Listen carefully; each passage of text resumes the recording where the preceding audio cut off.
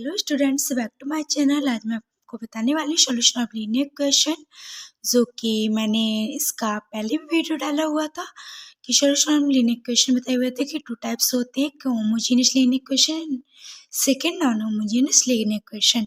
मैंने two types बताए हुए थे। वन टाइप का एग्जाम्पल लेके सॉल्व किया था, एंड ये सेकेंड पार्ट में मैं आपको एक फिर से क्वेश्चन लाई हूँ जिसमें आपको होमोजीनियस लीनियर क्वेश्चन सॉल्व करूँगी और बताऊँगी कैसे इसके क्वेश्चन सॉल्व करते हैं। तो चलिए देखते हैं कैसे क्वेश्चन सॉल्व करते हैं। इस टाइप के आपके क्वेश्चन आ जाते हैं, कोई भी बोर्ड्स एग्जाम्स हो या कोई भी आपके ग्रेजुएशंस हो या कोई भी आप एग्ज़ाम्स दे रहे हो, IIT exam, CUCT, CSE, NET या JEE। तो आपके अगर एग्ज़ाम्स में आ रहे हैं तो इसमें अगर मैथ्स में, लेकिन आपको फुल सॉल्व करके बताऊंगी इस क्वेश्चन का सॉल्यूशन। बट इसमें जैसे आपके कुछ भी आ जाए, क्योंकि अगर आप हायर मैथमेटिक्स से अगर कोई भी एग्जाम्स देते हैं तो आपके ऑप्शनल MSQ MCQ बन जाते हैं कि इसकी रैंक फाइंड कीजिए, इसकी क्या यूनिक सॉल्यूशन है या इनफाइनाइट सॉल्यूशन है। इसमें मैंने आपको बताया था स्टार्टिंग में भी कि solution of homogeneous linear equation में नो सॉल्यूशन नहीं आता। क्यों नहीं आता ये भी रीज़न बताया हुआ था। नॉन होमोजीनियस में नो सॉल्यूशन आता है। तो मैंने इसमें आपको बताया था टू टाइप्स के सॉल्यूशन आते हैं। इसमें मैं आपकी फुल वीडियो बनाऊंगी, बट अभी मैं इसमें आपको सॉल्व करके कुछ क्वेश्चन बताऊंगी कि ये क्वेश्चन सॉल्व करेंगे तो इसकी रैंक क्या आएगी और ये कौन सा सॉल्यूशन आएगा। तो चलिए सॉल्व करते हैं। जैसे कि आप लोग ये जानते हैं कि अगर आप लोग ने मेरी वीडियो नहीं देखी है फर्स्ट होमोजीनियस लीनियर क्वेश्चन की, तो आप प्लीज़ देख लीजिए, आपको राइट टाइम में शो हो रही होगी। बट मैं इसमें बताती हूँ, जैसे कि हम इक्वेशन फर्स्ट, ये सेकेंड, ये थर्ड, तो आपको बताया हुआ था मैंने AX = B। ए क्या होता है, B क्या होता है। भी हमारी ये वाली रो होती है, सो हमारी ये रो होती है, इससे हमारी B बनती है। तो इसमें होमोजीनियस में 0 0 0 और नॉन होमोजीनियस में कुछ भी आता है, ये भी बताया हुआ था। X क्या होता है, जो हमारी XYZ कितने हमारी इक्वेशन XYZ 3 है, तो ये XYZ और ए कोफिशिएंट ऑफ XYZ के कोफिशिएंट हमारी ए होती है। आई मीन XYZ के कोफिशिएंट क्या है, तो 1 2 3 3/3 की हमारी बनेगी, क्योंकि XYZ 3 है, 3 कोफिशिएंट, तो इसकी 3 इक्वेशंस हैं। तो आपकी 3/3 क्रॉस की इक्वेशन बनेगी, मैट्रिक्स 3/3 की बनेगी, जो कि XYZ के कोफिशिएंट लेते हैं। ओके, तो आप देखेंगे ए क्या होता है, मैं फिर से बता दूं, ए बराबर कोफिशिएंट मैट्रिक्स। और चलिए पहले मैं आपको ए निकाल के बताती हूँ कैसे निकलते। फर्स्ट रो में लिखेंगे, फर्स्ट इक्वेशन फर्स्ट रो में XYZ का, तो कैसे करेंगे, कोफिशिएंट ऑफ XYZ, यहाँ X का, यहाँ Y का, यहाँ Z का, आपको समझाने के लिए बता रही हूँ। वैसे आपको ये लिखना नहीं है, सिर्फ आपको समझना है। XYZ, तो X का कोफिशिएंट 2, Y का -1, Z का 3, X का 1, Y का 1, Z का 1, X का 1 -1, Z का 1। तो आपको समझ में आ गया होगा कि कोफिशिएंट कैसे लिए हुए हैं, 3 क्रॉस 3 की 1 2 3 1 2 3। ये मैट्रिक्स बन चुकी है। XYZ के कोफिशिएंट लेते इस तरह XYZ, पहला row, second row, third row, equation. Okay, X क्या होता है, XYZ हमारे कितने वेरिएबल्स दिए हुए हैं, ये हमारे कैपिटल X होता है, कैपिटल X को हम, ये हमारा ए होता है, ये आर्गुमेंट ऑफ मैट्रिक्स। X होता है, कितने हमारे वेरिएबल्स हैं, हमारे 3 वेरिएबल्स हैं XYZ, और इसके कितनी हमारी कोफिशिएंट है, तो इसके हिसाब से मैट्रिक्स बनती है। Okay, coefficient of matrix B हमारा क्या हो जाएगा, बी हमारी 0 0 क्या हो जाएगी, 0 0, ये हमारी बी होती है। ओके, इसको आप कैसे सॉल्व करेंगे, अब हम एक आर्गुमेंटेड मैट्रिक्स निकालते हैं, जिसे हम नया नाम देते हैं सी। आप कुछ भी दे सकते हैं, CBD कुछ भी, बट मैं यहाँ सी दे रही हूँ। क्यों दे रही हूँ सी, बिकॉज इसलिए मैं सी दे रही हूँ। सी हमारी आर्ग्यूमेंट ए और बी से मिलकर हमारी एक नई मैट्रिक्स सी बनती है, जिसे हम आर्ग्यूमेंटेड मैट्रिक्स कहते हैं। बट इसे मतलब नहीं होता। आप जैसे मैंने पिछली मैट्रिक्स में बताया हुआ था, मैं ये रेस कर लूँ, आप लोग को समझाने के लिए किया था, वरना काफ़ी तो अब मैंने रेस कर दिया है बिकॉज काफ़ी जगह लग जाते, और आपको मैंने समझा दिया है कि कैसे हम लेते हैं, तो मैं डायरेक्ट लिखूँगी ये। तो आप लोग देखिएगा, सी हमारा बनता है ए डॉट, ये छोटा कर दूँ मैं थोड़ा, ए डॉट बी बराबर सी। तो हमारी आर्ग्यूमेंटेड मैट्रिक्स होती है जो हम ए बी से मिलकर बनाते हैं। बट होमोजीनियस मैट्रिक्स में कोई भी मतलब नहीं होता बी का लिखने का, क्योंकि 0 0 ऑल एलिमेंट्स ऑलवेज 0 0 0 होते हैं। अगर आप 0 0 है को तो आप कोई भी रैंक निकाल लेंगे, ऑपरेशंस लगाएंगे तो कोई मतलब नहीं होता। सेमी आंसर आता है, आप लिखिए भी या ना लिखिए, बट मैं आपको लिख के बता देती हूँ। 2 माइनस 1 1 1 1 1, आप लोग को दिख रहा है सही से? 1 माइनस 1 1, मैं ये भी करके भी बता देती हूँ। 0 0 0, बट ये आप लिखिए या ना लिखिए, इसे हाइड भी कर सकते, कोई मतलब नहीं होता है। ओके, तो इसे हम डायरेक्ट भी लिख सकते हैं इस तरह। 2 माइनस 1 1 1 1 1 1 माइनस 1 1। तो प्रोसेस लगाएंगे इसमें हम, क्या लगाएंगे प्रोसेस? इसमें हम रैंक मैंने बताया हो तो आपको एक कॉलन फॉर्म से, तो फॉर्म लगाएंगे y R2 में रखेंगे 2R1 माइनस 2R1 नहीं, R1 माइनस 2R2, R3 में रखेंगे R1 माइनस 2R3। तो आप लोग देखिएगा कैसे करेंगे। R1 में 2, तो मैं यहाँ साइड में आपको करके बता देती हूँ। R2 की रो देखिएगा, मैं यहाँ करके बता रही हूँ। 2 माइनस 1 1 एज इट इज़ रखना है। R1 माइनस, अगर आप लोग को ये निकालनी नहीं आती यूनिफॉर्म से रो मेथड के थ्रू ऑपरेशन की रैंक कैसे निकालते हैं, आप देख सकते हैं, मेरी वीडियो में डाली हुई है। तो मैंने काफ़ी स्लो प्रोसेस से फुल वीडियो डाली हुई है, बट इसमें बता रही हूँ आपको। 2 R1, तो R1 same as it is रख लेंगे, माइनस माइनस माइनस माइनस 2 का मल्टीप्लाई करा देंगे, 2 एकम 2 2 एकम 2 2 एकम 2 2 0, तो 2 माइनस 1 1, ये एज इट इज़ रखेंगे। तो 2 में से 2 गए 0, माइनस 3 माइनस 1। अब इसकी जगह R3 निकालेंगे, तो मैं अब डायरेक्ट करूँगी, तो आप देखिएगा कैसे करेंगे हम लोग। 0 3 0 3 माइनस सही है, 1 माइनस 2, तो 2 1 माइनस 2 माइनस 1। तो इसको हम कैसे करेंगे? R1 2 माइनस 2 0 माइनस 2, तो क्या आएगा 1 प्लस का 1 आएगा। R1 माइनस 2, 1 माइनस 2 माइनस 1, ये हमारी मैट्रिक्स बनेंगी। अब हम y क्या करेंगे? R3 में रखेंगे, इस प्लेस में 0 बनाएंगे। तो क्या प्रोसेस लगाएंगे हम? R3 में रखेंगे, R3 में रखेंगे, ओके, y R3 में रखेंगे, R3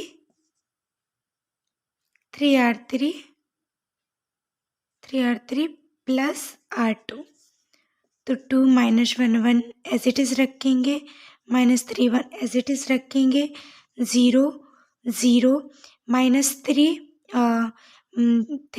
R3 minus 3 0 minus 3 minus 1 4, क्या आएगा? 4 माइनस का 4। ओके, तो हमारी क्या आ गई रैंक? आप लोग को ये समझ में आ गई ये कैसे किया मैंने?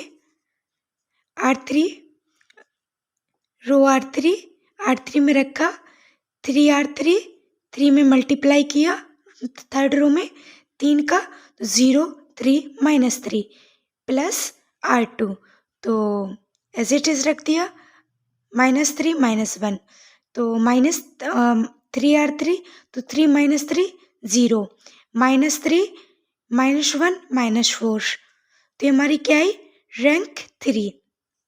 आप लोग देख सकते हैं which is of a column form, rank हमारी इसकी क्या है, 4। देख सकते हैं number of non zero row is called a rank of matrix. तो हमारी यहाँ मैं लिख रही हूँ क्योंकि यहाँ जगह स्पेस नहीं है नीचे, तो मैं यहाँ हमारी रो क्या है, रैंक ऑफ ए इस रैंक ऑफ सी, नहीं रैंक ऑफ ए, ये हमारी रैंक ऑफ ए है, ये इतनी हमारी रैंक ऑफ ए थी। Okay, rank of A is equal to 3, rank of C is equal to 3। 3 क्यों लिखा मैंने rank of C, because C is equal to A, क्योंकि हम इसमें प्रोसेस करेंगे तो हमारी ये ए ही तो लिखी है, ये ए ही तो है।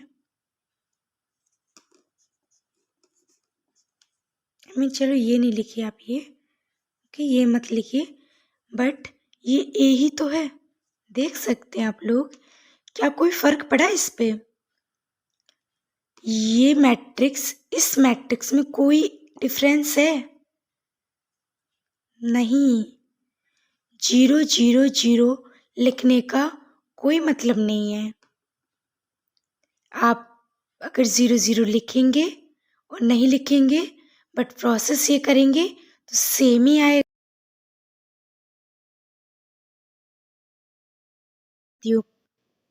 बट इसमें कोई डिफरेंस नहीं आएगा, बिकॉज हमारी रैंक ऑफ ए भी 3 आएगी एंड रैंक ऑफ सी भी 3 ही आएगी।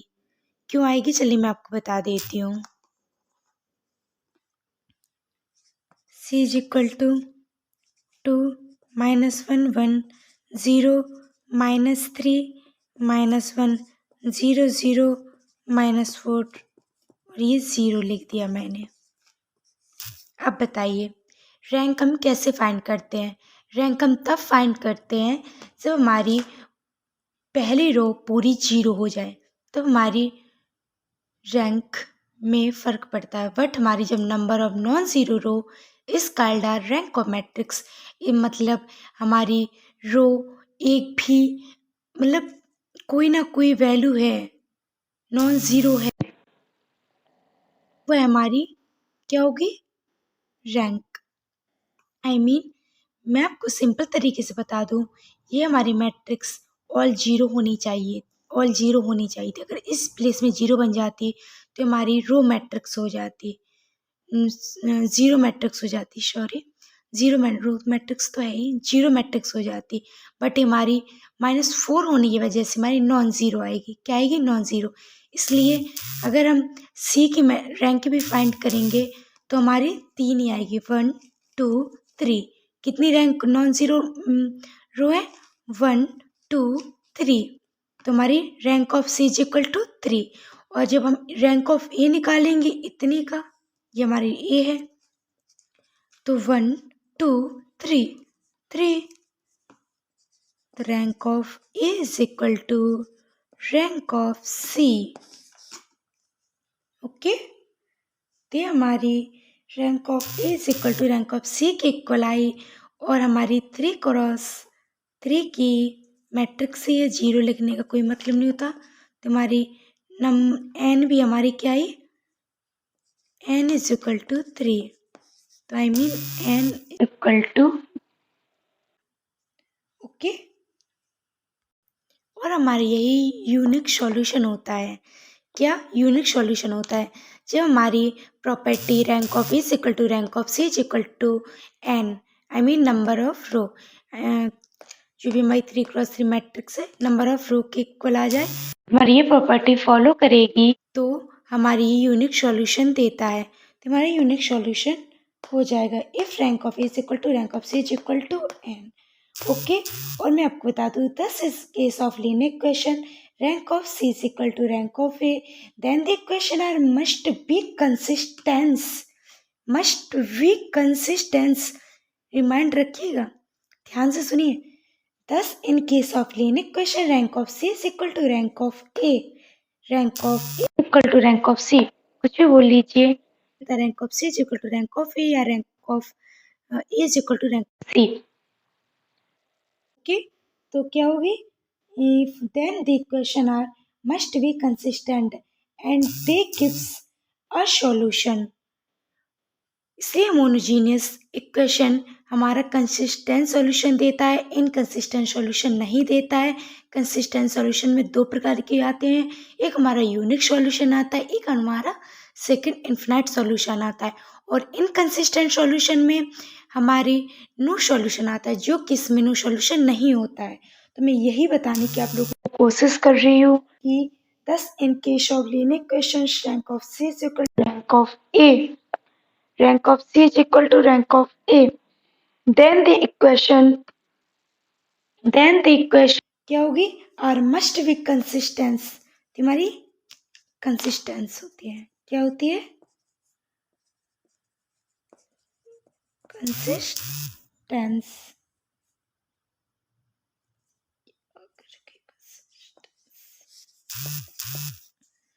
Consistence and they gives a solution. There are two cases बताया हुआ है। First unique solution, second infinite solution. मैं इसकी आपको डिटेल वीडियो फुल लाऊंगी। यूनिक सॉल्यूशन क्या होता है, इनफाइनाइट सॉल्यूशन क्या होता है, जैसे मैंने आपको बता तो दिया ही है थोड़ी हिंट कि जब हमारी property rank of A is equal to rank of C is equal to n, ये हमारी प्रॉपर्टी फॉलो करती है तो यूनिक सॉल्यूशन होती है। बट इस जगह rank of is equal to rank of C but does not is equal to n, तो हमारी इनफाइनाइट सॉल्यूशन देता है। ओके, आई होप आपको ये सॉल्यूशन होमोजेनियस इक्वेशन कैसे सॉल्व करते हैं, मैंने इसमें आपको कैसे तो इसकी कैसे फाइंड करेंगे तो आपको फ्रेशेस आ गया होगा। और इसकी रैंक कैसे कितनी आई आपको एमएसक्यू एमसीक्यू पूछ सकता है। ये कंसिस्टेंट सॉल्यूशन होगा या इनकंसिस्टेंट सॉल्यूशन होगा, या ये क्या कौन सा सॉल्यूशन देगा, इनफिनाइट सॉल्यूशन देगा या यूनिक सॉल्यूशन देगा। इसकी रैंक ऑफ ए क्या आएगी, रैंक ऑफ सी क्या आएगी, एन क्या आएगी, कुछ भी आपसे पूछ सकता है।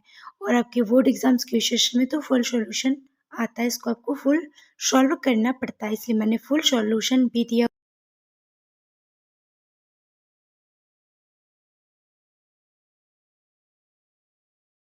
आप इसको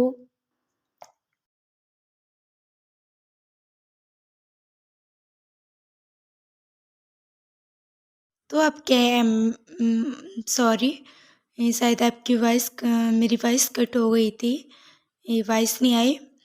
तो मैं आपको यही बोल रही थी कि आपके एमएसक्यू एमसीक्यू में काफ़ी क्वेश्चन से रिलेटेड बन जाते हैं कि इसकी रैंक ऑफ ए फाइंड कीजिए, रैंक ऑफ सी फाइंड कीजिए, इसका कौन सा सॉल्यूशन होगा, ये कंसिस्टेंट को सॉल्यूशन देगा या इनकंसिस्टेंट सॉल्यूशन देगा। बट मैं आपको बताता हूँ होमोजेनियस लिनियर इक्वेशन में कोई भी इनकंसिस्टेंट सॉल्यूशन नहीं देता है, ओनली कंसिस्टेंसी सॉल्यूशन देता है। और आपसे भी पूछा जा सकता है यूनिक सॉल्यूशन देगा, इनफिनाइट सॉल्यूशन देगा, या इसकी रैंक क्या होगी या कैसे।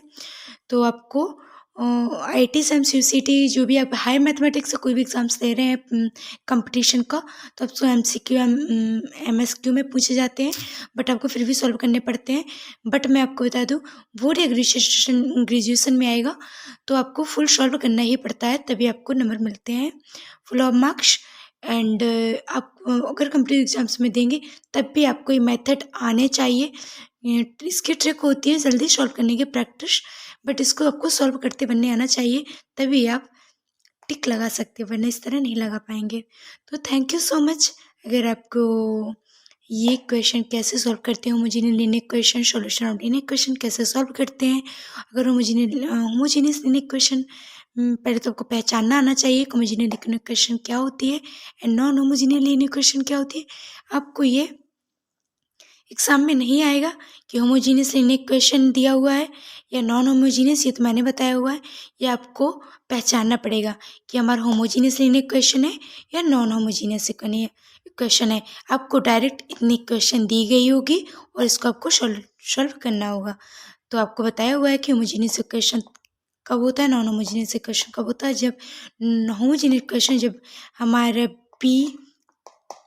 बी के ऑल एलिमेंट्स 0 होते हैं तो homogeneous equation, and non homogeneous equation जो हमारे बी के एलिमेंट्स ऑल 0 नहीं होते हैं, कुछ ना कुछ एलिमेंट्स होंगे 0 1 1 या 1 0 0 2 0 0 0 2 0 कुछ भी, बट हमारे ऑल एलिमेंट्स 0 नहीं होते। बट होमोजीनियस में यही पहचान है, हमारे ऑल एलिमेंट्स वीक मैट्रिक्स के 0 होते हैं।